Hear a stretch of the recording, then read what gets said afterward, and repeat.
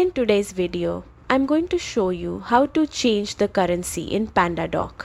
Whether you're sending documents to international clients or just want everything in your preferred currency, this quick guide will walk you through it.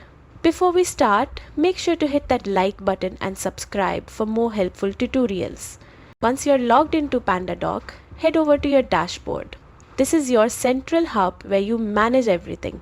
On the left-hand side, you'll see a menu. Click on Settings.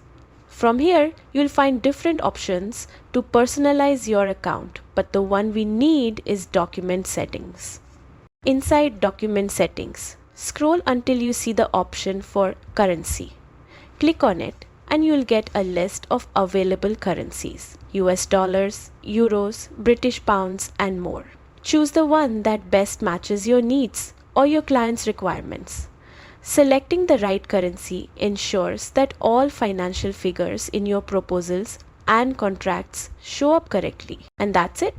You've successfully updated your document currency in PandaDoc.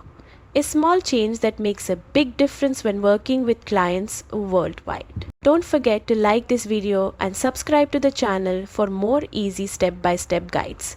Happy documenting!